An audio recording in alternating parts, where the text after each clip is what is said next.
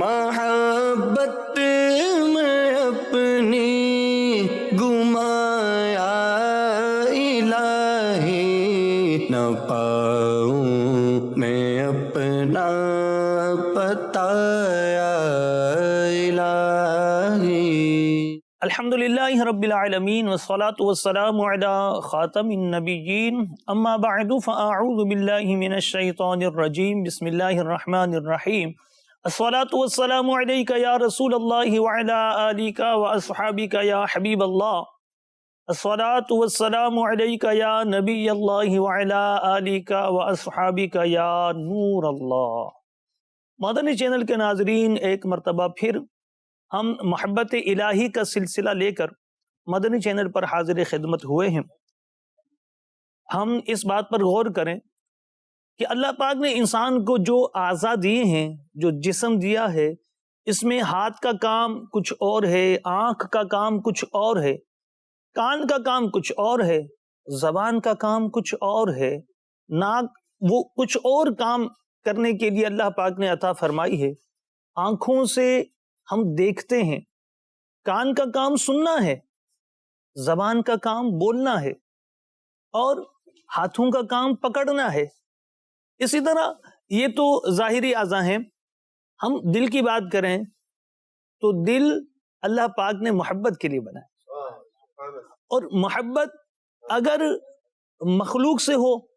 اور جائز محبت ہو، شریعت کی حدود میں رہ کر اچھی اچھی نیتوں کے ساتھ ہو تو وہ بھی ثواب دلائے گی، اور اگر محبت اس رب سے ہو جائے جس نے ہمیں پیدا کیا، سبحان اللہ، اس رب سے ہو جائے جس نے اس زمین کو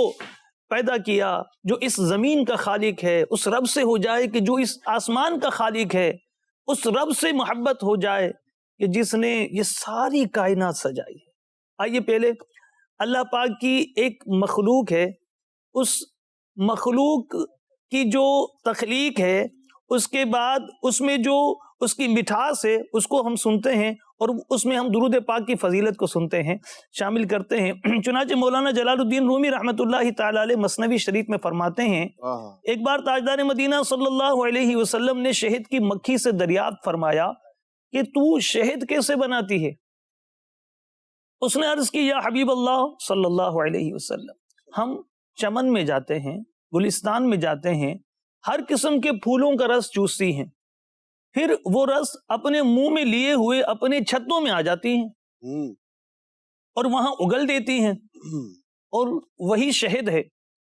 میرے آقا صلی اللہ علیہ وسلم نے ارشاد فرمایا کہ پھولوں کے رس تو پھیکے ہوتے ہیں اور شہد میٹھا، یہ تو بتاؤ کہ شہد میں مٹھاس کہاں سے آتی ہے؟ مکھی نے جو کچھ عرض کیا، آئیے اپنی زبانوں کو میٹھا کر لیجئے، اپنے دلوں کو میٹھا کر لیجئے، تر بتر کر لیجئے۔ کہتی ہے کہ ہمیں قدرت نے سکھا دیا ہے کہ چمن سے چھتے تک راستے بھر آپ پر درود پاک پڑتی ہوئی آتی ہیں۔ شہد کی یہ لذت اور مٹھاس درود پاک ہی کی برکت سے ہے۔ سبحان اللہ۔ آئیے مل کر درود پاک پڑھ لیجئے، صلو علی الحبیب صلی اللہ تعالی علی محمد وعلی آلہ واصحابہ وبارک وسلم۔ آج ہمارے ساتھ ایز یوزول ہمارے مولانا عدنان صاحب کرم فرما ہیں اور نعت خواں بھی ہیں۔ انشاءاللہ عدنان بھائی سے ہم مدنی پھولوں کا سلسلہ بھی کریں گے، ان سے آج کے موضوع کے حوالے سے محبت الہی کا جو ہمارا سلسلہ ہے اس پر گفتگو کریں گے۔ آج ہمارا موضوع تھوڑا سا ڈیفرنٹ ہے، اور ہم اس موضوع کے ساتھ انشاءاللہ اس سلسلے کو لے کر چلیں گے۔ ہم کوئی وصف یا خوبی لے کر بات کر رہے ہوتے ہیں کہ محبت الہی اس وصف کے ساتھ ہمیں زیادہ نصیب ہو جاتا ہے، اس وصف والے شخص کو محبت الہی زیادہ ہوتی ہے، اور بعض اوقات ہم اسباب کے متعلق بات کر رہے ہوتے ہیں۔ تو آج ہم سبب کے حوالے سے انشاءاللہ بات کریں گے، اور آج ہمارا موضوع ہے محبت الہی اور کائنات میں غور و فکر۔ سبحان اللہ۔ تو بہت تفصیلی موضوع ہے، بہت طویل موضوع ہے۔ اللہ پاک قرآن پاک میں سورہ بقرہ کی آیت نمبر 164 میں ارشاد فرماتا ہے، سبحان اللہ، ان فی خلق السماوات والارض واختلاف اللیل والنہار والفلک التي تجری فی البحر بما ينفع الناس وما انزل اللہ من السماء من ماء فاحیا به الارض بعد موتها وَبَثَّ فِيهَا مِن كُلِّ دَابَّةٍ وَتَصْرِيفِ الرِّيَاحِ وَالسَّحَابِ الْمُسَخَّرِ بَيْنَ السَّمَاءِ وَالْأَرْضِ لَآيَاتٍ لِقَوْمٍ يَعْقِلُونَ۔ ترجمہ: بے شک آسمانوں اور زمین کی پیدائش اور رات اور دن کی تبدیلی میں اور کشتی میں جو دریا میں لوگوں کے فائدے لے کر چلتی ہے، سبحان اللہ۔ اور اس پانی میں جو اللہ نے آسمان سے اتارا، پھر اس کے ساتھ مردہ زمین کو زندگی بخشی اور زمین میں ہر قسم کے جانور پھیلائے، اور ہواؤں کی گردش اور وہ بادل جو آسمان اور زمین کے درمیان حکم کے پابند ہیں، ان سب میں یقیناً عقل مندوں کے لیے نشانیاں ہیں۔ اب مدنی چینل کے ناظرین، اس آیت کے تحت جو کچھ تفسیر صراط الجنان میں لکھا گیا، اس میں سے کچھ آپ کے سامنے پیش کرتا ہوں، پھر انشاءاللہ ہم عدنان بھائی سے بھی مدنی پھول حاصل کرتے ہیں، اور غور کرتے چلے جائیے کہ رب تبارک و تعالیٰ کی کائنات یہ کتنی عظیم الشان ہے، اور اس کائنات میں غور و فکر کر کے ہم ظاہر اتنی عظیم کائنات بنانے والے رب سے کیوں نہ قریب ہو جائیں، کیوں نہ اس کی محبت سے سرشار ہو جائیں، اپنے سینوں کو اس کی محبت سے معمور کر لیں۔ چنانچہ تفسیر صراط الجنان میں بتایا گیا کہ آسمان و زمین کی تخلیق، آسمان کی بلندی، اس میں چمکتے ہوئے ستارے، اس کا بغیر ستون کے قائم ہونا، سورج، چاند، ستاروں کے ذریعے اس کی زینت، سب اللہ پاک کی قدرت کی نشانیاں ہیں۔ یوں ہی زمین اور اس کی وسعت، اس میں موجود پہاڑ، معدنیات، جواہرات، اس میں رواں سمندر، دریا، چشمے، اس سے اگنے والے درخت، سبزہ، پھل، پھول، نباتات، شب و روز کا آنا جانا، دن رات کا چھوٹا بڑا ہونا، سمندر میں بھاری بوجھ کے باوجود کشتیوں کا تیرنا، یعنی غور کرتے چلے جائیں، لوگوں کا اس میں سوار ہونا، سمندری عجائبات، ہواؤں کا چلنا، سمندر کے ذریعے مشرق و مغرب میں تجارت کرنا، سمندر سے بخارات کا اٹھنا، بارش کی صورت میں برسنا، بارش سے خشک اور مردہ زمین کا سرسبز و شاداب ہو جانا، اس پانی اور اس کے ثمرات سے زندگی میں باغ و بہار آنا، زمین میں کروڑوں قسم کے حیوانات کا ہونا، ہواؤں کی گردش، ان کے خواص، ان کے عجائبات، یہ تمام چیزیں اللہ پاک کے علم، حکمت اور اس کی قدرت و وحدانیت پر عظیم دلیلیں ہیں۔ یہ سارا تو ایک قسم کا اجمالی مختصر بیان ہے، اور اس کو کما حقہ کوئی بیان کر ہی نہیں سکتا، صرف ایک ایک مخلوق پر۔ عدنان بھائی، اگر ہم گفتگو کرتے چلے جائیں، شہد پر میں پڑھ رہا تھا، یہ جو شہد کی روایت ہم نے سنی، تو شہد کا جو چھتا ہے، جو چھتا بنتا ہے، وہ لکھا گیا کہ اس میں 80,000 یہ شہد کی مکھیاں آ سکتی ہیں، رہ سکتی ہیں، 80,000۔ اور پھر یہ کہ جب وہ ایک جگہ سے رس چوس لیتی ہیں تو پھر دوسری مکھی آئے گی تو وہاں سے رس نہیں چوسے گی۔ اس کو کس نے بتایا کہ یہاں کسی مکھی نے پھولوں کا رس چوس لیا ہے؟ تو کہا وہ پہلی مکھی جب رس چوس کر جاتی ہے تو ایک چھوٹا سا ذرہ جو ہے وہاں چھوڑ کر جاتی ہے، تاکہ آنے والی کو اس کا وقت ضائع نہ ہو اور اسے پتا چل جائے کہ یہ یہاں پہلے کوئی جو ہے اس کا رس لے کر چلا گیا ہے۔ تو یہ اللہ کی کائنات میں اللہ تبارک و تعالیٰ کی یہ جو قدرت کی نشانیاں ہیں، اس پر بندہ غور کرے تو رب سے کتنا قریب ہو جائے۔ بسم اللہ الرحمن الرحیم۔ یقیناً اللہ تبارک و تعالیٰ کی یہ جو بنائی ہوئی مخلوق ہے اور کائنات ہے، اس کے اندر غور فکر کا ہمیں اللہ تبارک و تعالیٰ نے حکم بھی ارشاد فرمایا ہے۔ اور کیوں نہ ہو، جب بھی آدمی کسی چیز کو دیکھتا ہے تو وہ جیسے مثال کے طور پر کسی عمارت کو دیکھتا ہے تو فوراً ذہن اس کے بنانے والے کی طرف منتقل ہوتا ہے کہ یہ اتنا خوبصورت بنگلہ، یہ اتنی خوبصورت بلڈنگ جو ہے، اس کو کوئی بنانے والا ہے جس نے اس کو اتنے بہترین انداز میں سجایا ہے اور بنایا ہے۔ جب ہم اس طرح کی بے شمار مثالیں، یعنی یہ وہ حقیقت ہے جس سے کوئی شخص انکار نہیں کر سکتا کہ کوئی بھی جو بنی ہوئی چیز ہے، مخلوق کی بنائی ہوئی چیز ہے، جب آدمی اس کو دیکھتا ہے تو پھر اس کے بنانے والے کی طرف ذہن منتقل ہوتا ہے۔ یہ لہلہاتے کھیت کھلیان، یہ رنگ برنگے پھول، یہ اڑتی تتلیاں اور ان کے پروں پر بنے ہوئے وہ خوبصورت انداز میں مینا کاری کیے ہوئے وہ خوبصورت چھوٹے چھوٹے اور پھر کہیں بڑے لیکن ایک بالکل تناسب کے ساتھ اس پر بنے ہوئے ڈیزائن یہ بتا رہے ہیں کہ کوئی تو ہے جو نظام ہستی چلا رہا ہے۔ جب بندہ یہ سب کچھ دیکھتا ہے اور یہ میرے خالق میرے مالک نے میرے لیے ہمارے لیے پیدا فرمایا ہے، تو لا محالہ پھر اس کے دل میں اپنے خالق و مالک کی عظمت اور رفعت بھی پیدا ہوتی ہے، اور پھر بندہ اس کے ایمان کو بھی مزید جلا ملتی ہے، اور پھر اس ذات کے ساتھ بندے کو محبت بھی ہوتی چلی جاتی ہے۔ کیونکہ عام طور پر انسان ہر اس شخص سے دنیاوی اعتبار سے اگر دیکھا جائے تو جو کسی پر احسان کرے آدمی اس سے محبت کرتا ہے، یہ میرا محسن ہے۔ جب ہم کائنات میں غور و فکر کرتے ہیں اور طرح طرح کی اللہ تبارک و تعالیٰ کی نعمتوں کو دیکھتے ہیں تو لا محالہ ذہن اس طرف منتقل ہوتا ہے، جو خالق و مالک جس نے ہمارے لیے اس قدر انتظام فرمایا ہے، اتنی سہولتوں کو پیدا فرمایا، اتنی نعمتیں عطا کی ہیں، یقیناً اس کی ذات ایسی ہے کہ پھر محبت اسی کی ذات سے کی جائے۔ خود اللہ تبارک و تعالیٰ قرآن مجید میں ارشاد فرماتا ہے، فرمایا قُلْ مَنْ يَرْزُقُكُم مِّنَ السَّمَاءِ وَالْأَرْضِ أَمَّن يَمْلِكُ السَّمْعَ وَالْأَبْصَارَ وَمَن يُخْرِجُ الْحَيَّ مِنَ الْمَيِّتِ وَيُخْرِجُ الْمَيِّتَ مِنَ الْحَيِّ وَمَن يُدَبِّرُ الْأَمْرَ۔ ایک ایک لفظ پہ بندہ غور کرتا چلا جائے، اللہ تبارک و تعالیٰ کیسے پیارے انداز میں ہمیں سمجھا رہا ہے وہی چیزیں کہ نعمتیں اللہ تبارک و تعالیٰ کی ہم کھا رہے ہیں، وہ عطا کر رہا ہے، تو پھر محبت بھی اس کی ذات کے ساتھ ہونی چاہیے۔ فرماتا ہے پیارے محبوب علیہ السلام، آپ فرمائیں مَن يَرْزُقُكُم مِّنَ السَّمَاءِ، آسمان سے اور زمین سے تمہیں روزی کون عطا کرتا ہے، رزق کون دیتا ہے؟ أَمَّن يَمْلِكُ السَّمْعَ وَالْأَبْصَارَ، تمہاری سماعت اور بصارت کا مالک کون ہے؟ اور ارشاد فرمایا وَمَن يُخْرِجُ الْحَيَّ مِنَ الْمَيِّتِ، زندہ سے مردہ کو کون پیدا کرتا ہے؟ وَمَن يُدَبِّرُ الْأَمْرَ، مدبر امر کون ہے؟ فرمایا فَسَيَقُولُونَ اللَّهُ، اللہ تبارک و تعالیٰ ان قریب یہ کہیں گے فَقُلْ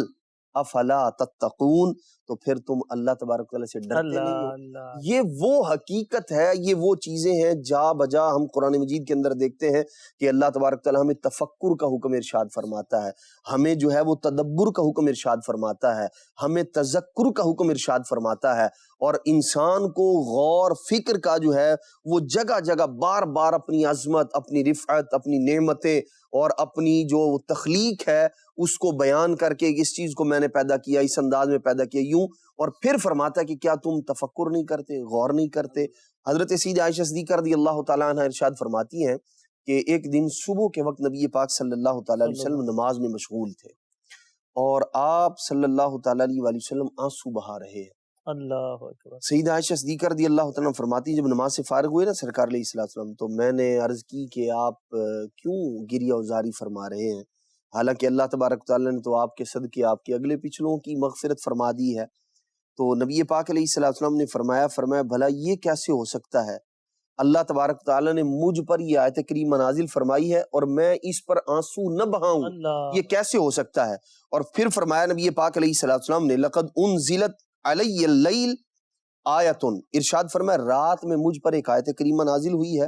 ویل لمن قرأها ولم یتدبر، ارشاد فرمایا اس کے لیے ہلاکت ہے جو اسے پڑھے اور اس پر غور نہ کرے۔ پھر فرمایا ثم ویل لہ، ارشاد فرمایا پھر ہلاکت ہے اس بندے کے لیے، پھر ہلاکت ہے اس بندے کے لیے جو اسے پڑھے لیکن اس پر ولم یتدبر، اس پر غور نہ کرے، فکر نہ کرے۔ پھر نبی پاک صلی اللہ تعالیٰ علیہ وسلم نے یہی آیت کریمہ اس کی تلاوت فرمائی، ان فی خلق السماوات والارض واختلاف اللیل والنہار۔ بندہ پڑھتا چلا جائے، دیکھتا چلا جائے کہ سورج چاند کا، زمین آسمان کا، دن رات کا گھٹنا بڑھنا ایک مناسب انداز میں، اور پھر اس کے اندر یہ ساری اللہ تبارک و تعالیٰ کی نعمتیں ہیں، ان کے اندر غور کرتا چلا جائے، اور پھر وہی دعوت ہے کہ اس کے اندر نشانیاں ہیں عقل مندوں کے لیے، غور فکر تفکر کرنے والوں کے لیے۔ تو نبی پاک علیہ الصلوۃ والسلام خود یوں اللہ تبارک و تعالی ہمیں غور فکر کی دعوت دے رہا ہے۔ وجہ یہ ہے کہ جب آدمی ان چیزوں پر غور کرتا ہے تو پھر اس کا ایمان مزید جلا پاتا ہے، اور اس کے دل میں اپنے خالق و مالک کی محبت مزید پختہ ہوتی چلی جاتی ہے۔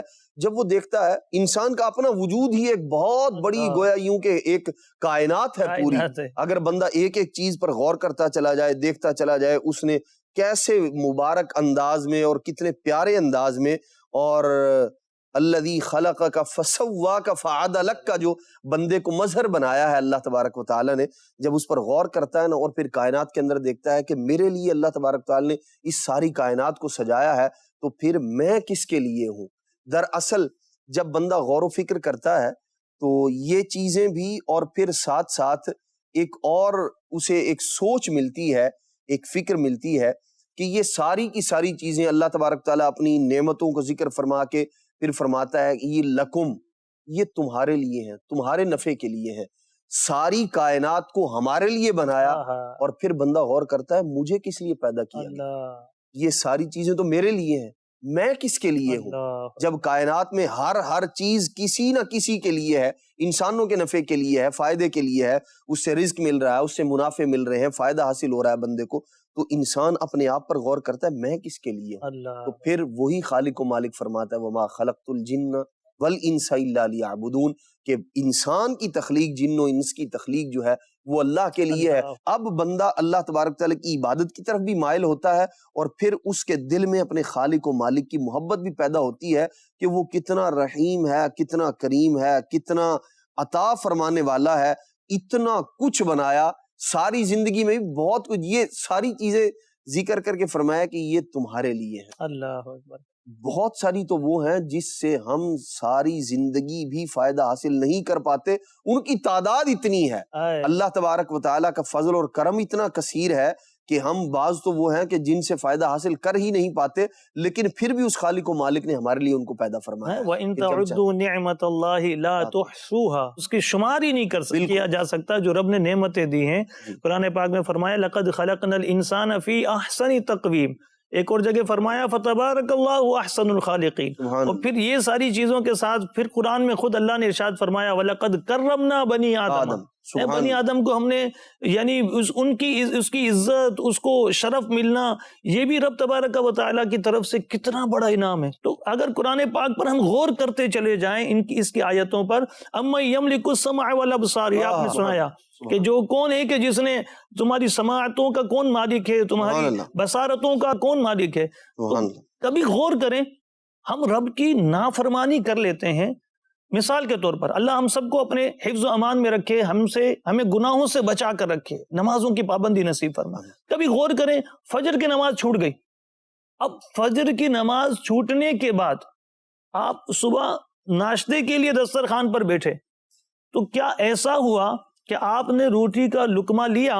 اور اپنے منہ میں ڈالا تو یہ دانتوں نے احتجاج کر دیا ہو کہ میں نہیں، تم نے تو رب کی نافرمانی کی ہے، تمہیں رب نے نعمت دی اور تم نے رب کی نافرمانی کی، تو میں تو جو نا احتجاج کرتا ہوں، میں تمہارے کھانے کو، لقمے کو جو نا دانت نہیں لگا سکتا۔ اگر یہ اس طرح احتجاج ہونا شروع ہو جاتا، ہم گناہ کرتے، خدا نخواستہ آنکھوں سے گناہ کیے، غیر محرم کو دیکھ لیا، آنکھوں کی بینائی ہمیشہ کے لیے نہ 10 منٹ کے لیے چلی جاتی، ہم کانوں سے ہم نے برائی سن لی، غیبت سن لی، گناہوں بھری کوئی گفتگو سن لی، اگر کان بہرے ہو جاتے 10 منٹ کے لیے، 12 منٹ کے لیے، اسی طرح زبان بولنے سے قاصر ہو جاتی اگر ہم زبان کے ذریعے گناہ کر لیتے، تو بتائیے ہمارا حال کیا ہوتا۔ سورج نکلنے سے انکار کر دیتا کہ بھائی تو یہ جو ہے نا اس نے رب کی نافرمانی کی ہے، اب آج میں سورج کہے کہ میں آج نہیں نکلوں گا، کیونکہ یہاں تو جو ہے نا رب کے نافرمان موجود ہیں۔ تو یہ تو رب کی عنایتیں ہیں، اس کی اتنی کرم نوازیاں ہیں کہ بس بندہ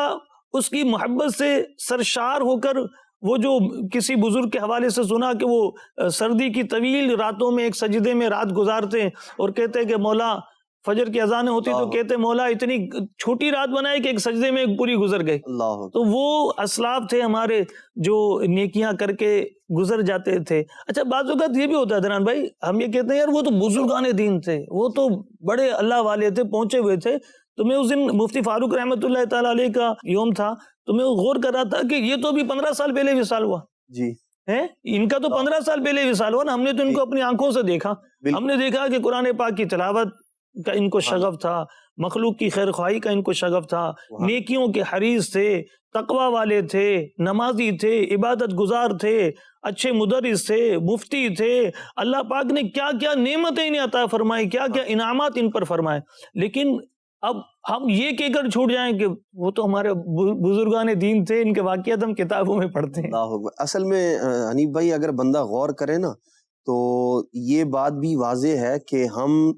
دنیا میں نہ تو اپنی مرضی سے آئے اور نہ دنیا سے جانا ہمارا اپنی مرضی سے ہے۔ اللہ جب ہمارا آنا ہی رب کی مرضی سے ہے، جانا بھی رب کی مرضی سے ہے، تو یہ آنا اور جانا بتا رہا ہے نہ تم اپنی مرضی سے آئے نہ اپنی مرضی سے جاؤ گے، آنے میں بھی تم محتاج ہو اللہ تبارک و تعالیٰ کے، اور جانے میں بھی اللہ تبارک و تعالیٰ ہی کی کا حکم اور اسی کی جو ہے وہ رضا کار فرما ہے کہ بندہ اپنے آپ سے اپنی چیز کو، جب نہ آنے میں مالک ہے نہ جانے میں مالک ہے، تو پھر رہنے میں بھی کامیاب و کامران وہی ہے کہ جو اس خالق اور مالک کی مرضی کے مطابق رہتا ہے۔ جب آیا اس کی مرضی کے مطابق ہے، جائے گا بھی اس کی مرضی کے مطابق، تو پھر رہنا بھی اس کی مرضی کے مطابق کر لے، تو پھر جب بندہ جائے گا نا تو پھر زندگی وہ ملے گی جو بندے کی اپنی مرضی کے مطابق ہوگی، یعنی جو اللہ تبارک تعالیٰ کی رضا اور اس کی خوشنودی، اللہ تبارک و تعالیٰ کی ہمیشہ کی رضا اور جنت کا ہمیشہ کا گھر اور وہاں کی ہمیشہ کی نعمتیں جو ہیں وہ بندے کا مقدر ہوں گی۔ تو یہ دراصل ایک ایسی حقیقت ہے جس سے انکار نہیں کیا جا سکتا۔ بعض اوقات آدمی جو ہے وہ شیطان کے بہکاوے میں آ کر اس طرح کی باتیں تو کر رہا ہوتا ہے اپنے آپ کو عبادت سے یا جو مشقت ہے اس سے بچانے کے لیے، لیکن اس کا دل بھی اس بات پر مطمئن نہیں ہو رہا ہوتا کہ میں یہ سامنے والے کو چپ کرانے کے لیے تو کہہ رہا ہوں، لیکن حقیقت میں یہ ایسا عذر ہے جو قیامت کے دن میرے کام آنے والا نہیں ہے۔ کہ کاش کہ ایسی ستھری اور ایسی کامیاب زندگی گزارنے میں ہم کامیاب ہو جائیں۔ مدنی چینل کے ناظرین، محبت الہی اور کائنات میں غور و فکر، قرآن پاک میں اللہ پاک سورہ روم کی آیت نمبر 20 سے لے کر 25-26 تک جو کچھ ارشاد فرماتا ہے اس کو سنیے اور ہم احساس پیدا کریں کہ وہ رب کیسی نعمتیں عطا کرنے والا ہے، غور و فکر کی دعوت دے رہا ہے۔ قرآن میں ارشاد فرمایا وَمِنْ آيَاتِهِ أَنْ خَلَقَكُمْ مِنْ تُرَابٍ ثُمَّ إِذَا أَنْتُمْ بَشَرٌ تَنْتَشِرُونَ، اور اس کی نشانیوں سے ہے کہ اس نے تمہیں مٹی سے پیدا کیا، پھر جبھی تم انسان ہو جو دنیا میں پھیلے ہوئے ہو۔ میں اس کی آپ کو تفسیر نہیں سنا رہا، صرف آپ کو ترجمہ بتا کر آگے جا رہا ہوں۔ آپ خود قرآن پاک کھول لیجئے گا، تفسیر صراط الجنان سے اس کی تفسیر پڑھیے گا، آپ کا دل جھوم اٹھے گا کہ ہمارا پروردگار اتنی نعمتیں دینے والا ہے، اتنے احسانات کرنے والا ہے۔ تو اب جو دنیا میں تھوڑا احسان کرتا ہے اس کے بدلے میں اس کی ہم شکر گزاری کرتے ہیں، جس نے اتنے انعامات اور احسانات فرمائے، ہمارے گناہوں کے باوجود نعمتوں کو نہیں روکتا، رحمتوں کو ہم سے نہیں روکتا، اس پروردگار سے کیوں نہ محبت کی جائے۔ اگلی آیت میں ارشاد ہوا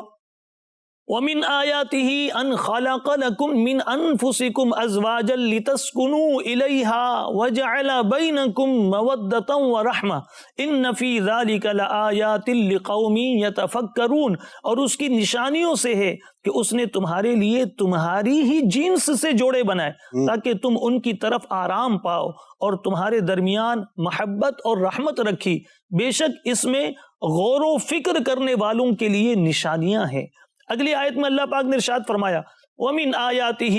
خَلْقُ السَّمَاوَاتِ وَالْأَرْضِ وَاخْتِلَافُ أَلْسِنَتِكُمْ وَأَلْوَانِكُمْ إِنَّ فِي ذَلِكَ لَآيَاتٍ لِلْعَالِمِينَ، اور آسمانوں اور زمین کی پیدائش اور تمہاری زبانوں اور رنگوں کا اختلاف اس کی نشانیوں میں سے ہے، بے شک اس میں علم والوں کے لیے نشانیاں ہیں۔ اگلی آیت میں ارشاد ہوا وَمِنْ آيَاتِهِ مَنَامُكُمْ بِاللَّيْلِ وَالنَّهَارِ وَابْتِغَاؤُكُمْ مِنْ فَضْلِهِ إِنَّ فِي ذَلِكَ لَآيَاتٍ لِقَوْمٍ يَسْمَعُونَ، اور رات اور دن میں تمہارا سونا اور اس کا فضل تلاش کرنا اس کی نشانیوں میں سے ہے، بے شک اس میں سننے والوں کے لیے نشانیاں ہیں۔ اگلی آیت میں ارشاد ہوا وَمِنْ آيَاتِهِ يُرِيكُمُ الْبَرْقَ خَوْفًا وَطَمَعًا وَيُنَزِّلُ مِنَ السَّمَاءِ مَاءً فَيُحْيِي بِهِ الْأَرْضَ بَعْدَ مَوْتِهَا إِنَّ فِي ذَلِكَ لَآيَاتٍ لِقَوْمٍ يَعْقِلُونَ، اور اس کی نشانیوں میں سے ہے کہ تمہیں ڈرانے اور بارش کی امید دلانے کے لیے بجلی دکھاتا ہے اور آسمان سے پانی اتارتا ہے تو اس کے ذریعے زمین کو اس کی موت کے بعد زندہ کرتا ہے، بے شک اس میں عقل والوں کے لیے نشانیاں ہیں۔ اگلی آیت میں اللہ نے ارشاد فرمایا وَمِنْ آيَاتِهِ أَن تَقُومَ السَّمَاءُ وَالْأَرْضُ بِأَمْرِهِ ثُمَّ إِذَا دَعَاكُمْ دَعْوَةً مِّنَ الْأَرْضِ إِذَا أَنْتُمْ تَخْرُجُونَ وَلَهُ مَنْ فِي السَّمَاوَاتِ وَالْأَرْضِ كُلٌّ لَهُ قَانِتُونَ، اور اس کی نشانیوں سے ہے کہ اس کے حکم سے آسمان اور زمین قائم ہیں، پھر جب تمہیں زمین سے ایک ندا فرمائے گا جبھی تم نکل پڑو گے اور اسی کی ملکیت میں ہے، وَلَهُ مَن فِي السَّمَاوَاتِ وَالْأَرْضِ، اور اسی کی ملکیت میں ہے جو کچھ آسمانوں اور زمین میں ہے، کُلٌّ لَهُ قانتون، سب اس کے زیر حکم ہیں۔ آئیے ہم بھی اس کے زیر حکم آ جاتے ہیں، ہم بھی اس کے زیر حکم ہیں تو صحیح، لیکن اس کی محبت سے اپنے سینوں کو، اپنے دلوں کو سرشار کر لیتے ہیں۔ عدنان بھائی، یہ آیتیں ہمیں کیا یعنی رغبت دلا رہی ہیں، رب کی اس کائنات میں غور و فکر کے تعلق سے بیان ہو رہا ہے کہ کیا ہمارے پروردگار ہم پر اپنی کائنات میں کیا چیزیں ہمارے لیے بنائی۔ ایسے ہی اللہ تبارک و تعالیٰ سورہ واقعہ میں انسان کی تخلیق کو بیان کر کے پھر جو مختلف زراعت ہے، جو چیزیں ہم اگاتے ہیں، ان کے بارے میں اللہ کریم ارشاد فرماتا ہے افرأیتم ما تحرثون، ارشاد فرماتا ہے تو بھلا بتاؤ تو جو بوتے ہو، انتم تزرعونہ ام نحن الزارعون، ارشاد فرمایا کہ کیا تم اس کی کھیتی بناتے ہو یا ہم بنانے والے ہیں؟ کون پیدا کرتا ہے؟ انسان تو آپ دیکھیں ظاہری طور پر کسان جو ہے وہ بوریوں کی بوریاں جاتا ہے اور خالی کر کے آ جاتا ہے، لیکن وہ مالک، وہ خالق، اس نے ایک بوری خالی کی ہے، لیکن اللہ تبارک و تعالی اسے ایسا برکت والا رزق عطا فرماتا ہے کہ ایک کے بدلے میں وہ سینکڑوں بھر کے لے کر جا رہا ہوتا ہے۔ ظاہری طور پر وہ سارا کچھ مٹا رہا ہوتا ہے، ختم کر رہا ہوتا ہے، لیکن ایک آس، ایک امید کہ وہ خالق، وہ مالک، بندے کا ایمان کیسا مضبوط ہوتا ہے کہ آج میں یہ یہاں ڈال کے جا رہا ہوں اور کل یہیں سے جو ہے وہ بالیاں پیدا ہوں گی، گندم پیدا ہوگی، اسی طرح دیگر جو چیزیں ہیں وہ اللہ تبارک و تعالیٰ پیدا فرمائے گا اور پھر مجھے رزق عطا کرے گا۔ اور پھر ایسا ہی ہوتا ہے کہ اللہ تبارک و تعالیٰ اس کی سوچ اور اس کی پہنچ سے بھی بڑھ کر اس بندے کو رزق عطا فرماتا ہے۔ یہ وہ چیزیں ہیں کہ بندہ ان پر غور کرتا چلا جائے، پھر یہ جو فصلوں کا، درختوں کا جو اگنا ہے، اس پر ہی بندہ غور کرے کہ وہ چھوٹا سا پودا جب وہ بیج سے نکلتا ہے وہ اتنا نازک ہوتا ہے کہ اگر آدمی اسے زور سے ایسے پکڑ لے نا تو وہ آدمی کی ہاتھوں کی گرمی کی وجہ سے وہ بالکل مرجھا جائے اور ختم ہو جائے، لیکن وہ خالق، وہ مالک اس میں کیسی قوت اور طاقت پیدا فرما دیتا ہے کہ وہ زمین کا سینہ چیر کر باہر نکل آتا ہے۔ یہ پھر اس کے اندر آپ دیکھیے، اس بیج کے اندر ایک وہ چیز ہے، ایک حصہ وہ ہے جو نیچے کی طرف جاتا ہے اور ایک وہ ہے جو تنا بن کے باہر کی طرف آتا ہے۔ اور بندہ جب یہ دیکھتا ہے ایک ہی جگہ، ایک ہی یوں کہہ لیں کہ زمین میں کاشت ہونے والے پھل اور ان کے جو پودے ہیں، جب بعض اوقات جو ہے وہ شیطان اس طرح کے وسوسے دلاتا ہے، بعض لوگ اس طرح کی بات بھی کرتے ہیں کہ اس کے اندر تو سورج کا عمل دخل ہے، زمین کا عمل دخل ہے، اس نے اس کو ایسے پیدا کر دیا، یوں کر دیا، وہ کر دیا۔ اگر غور کیا جائے تو یہ پھلوں کا پکنا اور ان کا تیار ہونا یہ خود پکار کے کہہ رہا ہوتا ہے، اس کے اندر نہ تو سورج کی گرمی کا کمال ہے، نہ چاند کی روشنی کا کمال ہے، نہ زمین کے اندر پائے جانے والے پانی کا، نہ اس کے ذرات کا کمال ہے، بلکہ یہ تو اس خالق و مالک کی کاریگری ہے، یہ اس کی تخلیق ہے کہ جس نے ایک ہی درخت کے اندر، ایک ہی تنے کے اندر لگے ہوئے دو پھل، رنگ ایک ہے بظاہر لیکن ایک کھٹا اور ایک میٹھا، دونوں کا ذائقہ مختلف ہے، دھوپ دونوں پر ایک ساتھ پڑی ہے، ایک جتنی پڑی ہے، چاندنی ایک ساتھ پڑی ہے، فصل بھی ایک ساتھ اس کو جو ہے وہ کھاد بھی دی گئی ہے، ایک ساتھ پانی بھی لگایا گیا ہے، سارے کام ایک ساتھ ہوئے ہیں، لیکن ایک ہی تنے پر لگے ہوئے دو پھل ذائقے میں بالکل جدا ہیں، جو پکار کر کہہ رہے ہیں کہ یہ ہم کسی مخلوق کے بنائے ہوئے نہیں ہیں، بلکہ یہ جو ذائقے کا تفاوت ہے، جو علیحدہ ہونا ہے، یہ اللہ تبارک و تعالیٰ کی کاریگری۔ اللہ، وہ آپ کی اس بات سے وہ ایک بات پڑھی تھی کہیں کہ درخت کی لکڑی میں جو نیچے کی طرف جڑ جا رہی ہے وہ بھی لکڑی ہے، جو اوپر تنا اٹھ رہا ہے وہ بھی لکڑی ہے۔ تو اگر آپ کہیں کہ وہ جڑ، اس کا کام ہے نیچے جانا، لکڑی کا کام ہے نیچے جانا، تو بس تنے کو کس نے کہا کہ آپ نے اوپر چڑھنا ہے؟ یہ رب کی قدرت ہے نا۔ امام شافعی رحمۃ اللہ علیہ سے ایک شہتوت کے درخت کے سامنے کھڑے تھے، کسی نے ان سے وجود باری تعالیٰ کے بارے میں سوال کیا، آپ کے نزدیک اللہ تعالیٰ کے وجود پر کیا دلیل ہے؟ امام شافعی نے فرمایا اس شہتوت کے درخت کو دیکھ لو، اس کے پتوں کو اگر بکریاں چریں، آپ بھی غور کریں، یہ ہم سب کے لیے، فرمایا اس کے پتوں کو اگر بکریاں چریں تو دودھ حاصل ہوتا ہے، شہد کی مکھی ان پتوں کو چاٹ لے،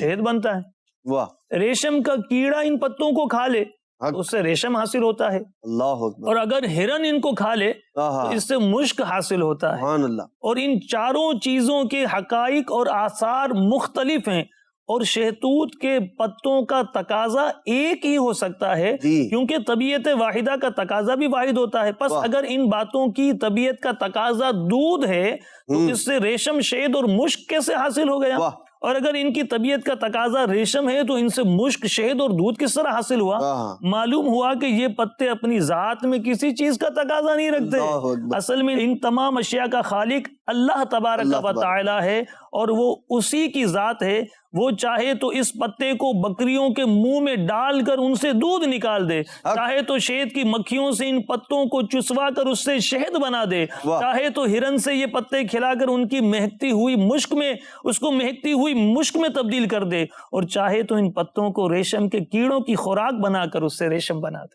سبحان، فَبِأَيِّ آلَاءِ رَبِّكُمَا تُكَذِّبَانِ، واہ، اپنے پروردگار کی کون کون سی نعمتوں کو جھٹلاؤ گے؟ تو ہم اپنے رب کی نعمتوں پر ایمان رکھتے ہیں، اس کی ذات پر ایمان رکھتے ہیں، اس کی صفات کو مانتے ہیں، اس کے انبیاء کو مانتے ہیں، ہم ایمان مفصل بھی پڑھتے ہیں، ایمان مجمل بھی ہم پڑھتے ہیں، اور اللہ تبارک و تعالیٰ کی اس کائنات میں ہم غور و فکر کر کے اس بات کی طرف بڑھ رہے ہیں کہ ہمیں اتنی نعمتیں دینے والا ہمارا پروردگار، اس سے محبت کی جائے،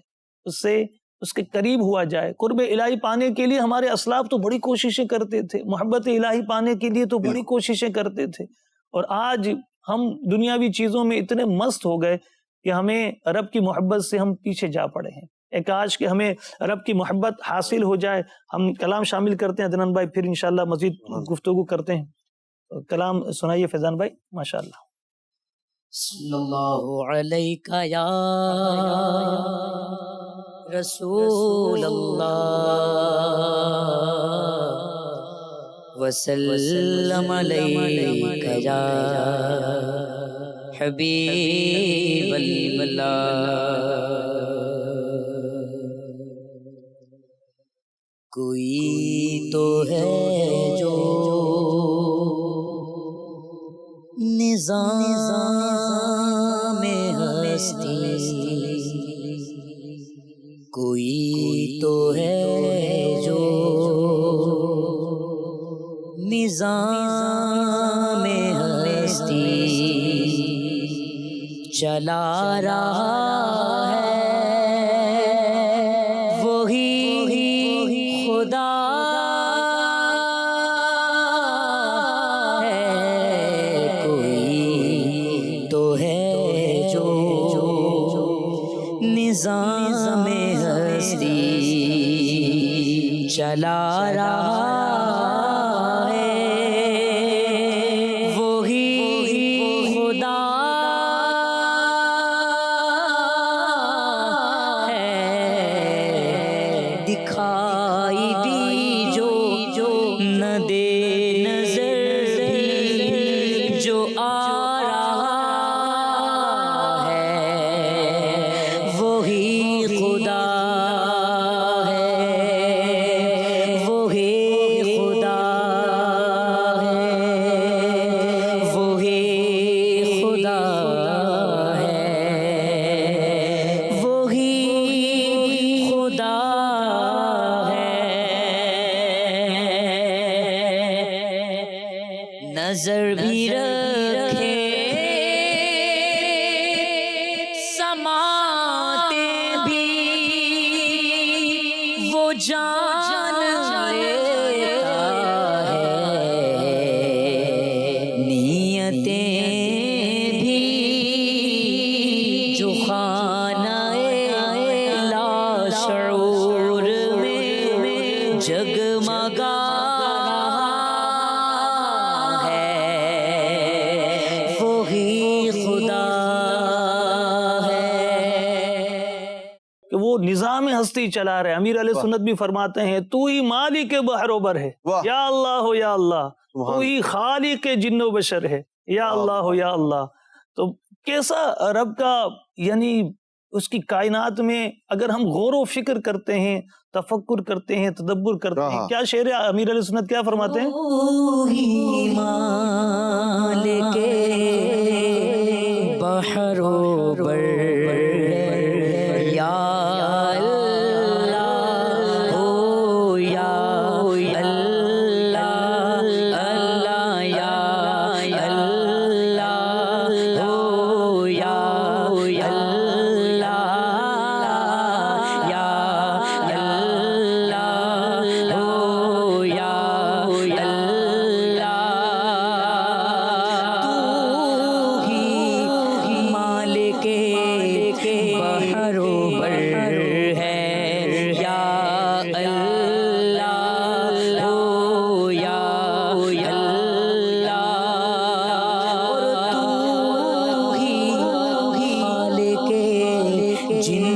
بشر ہے یا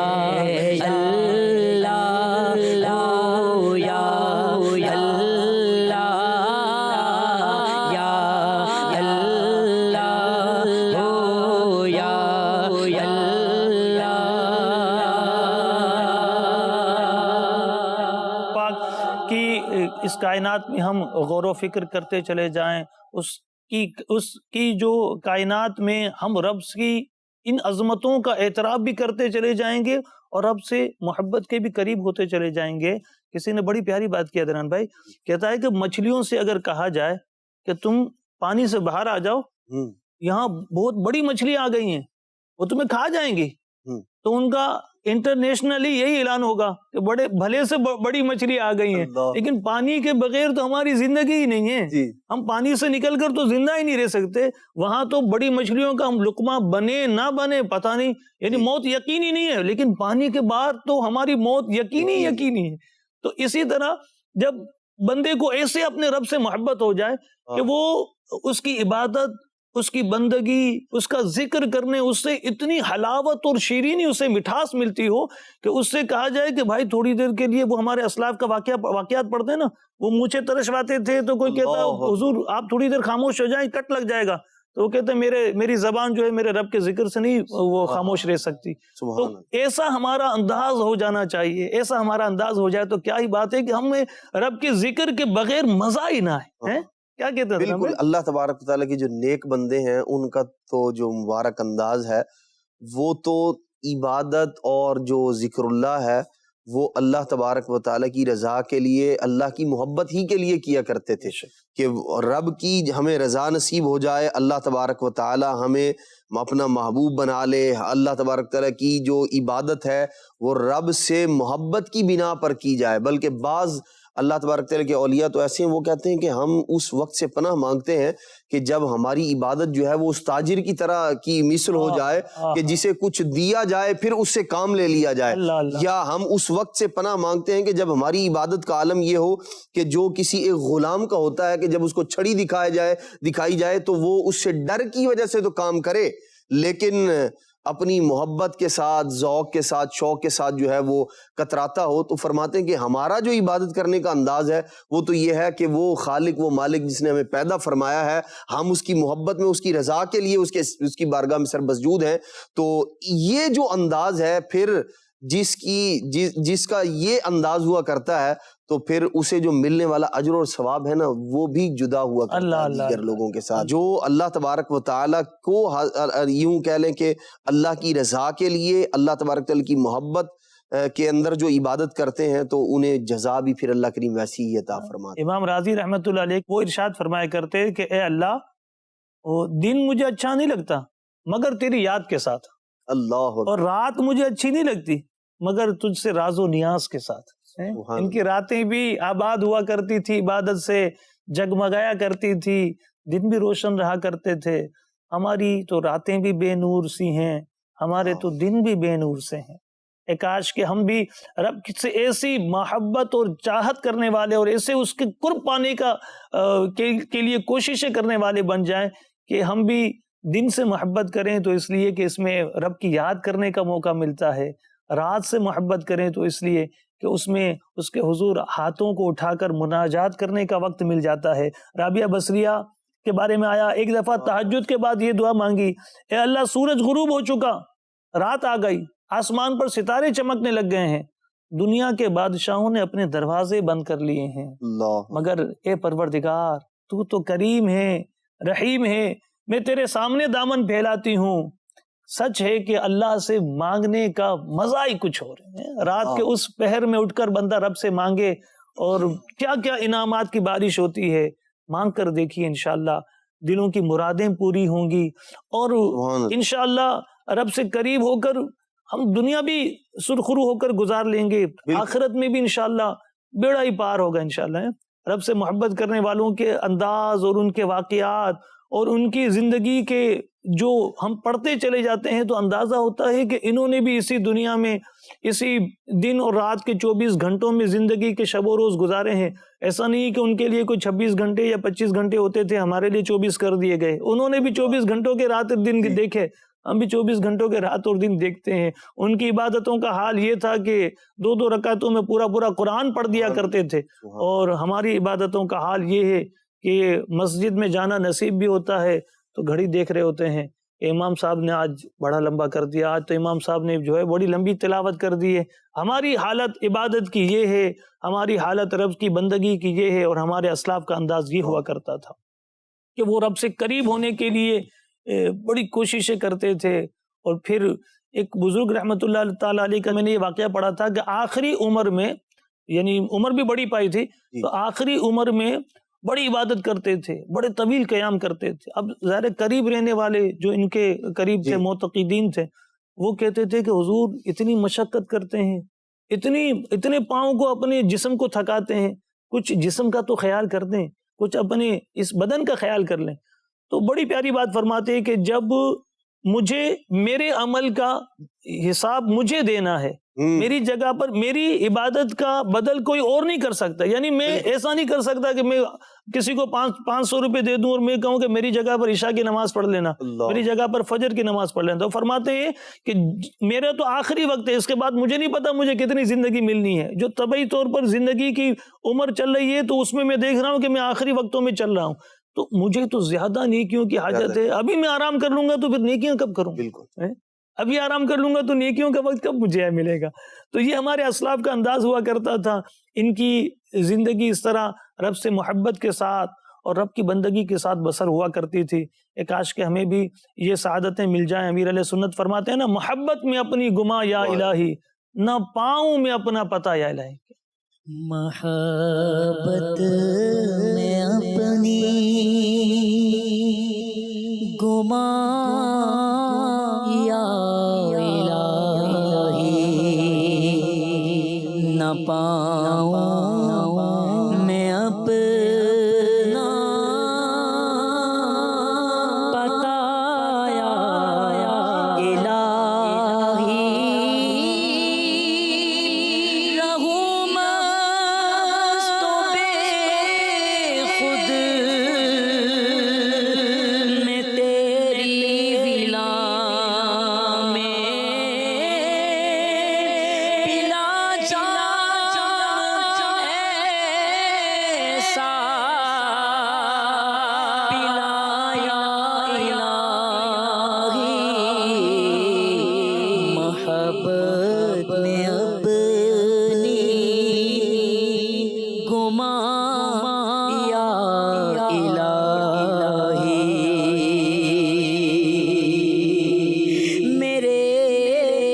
عشق بہتے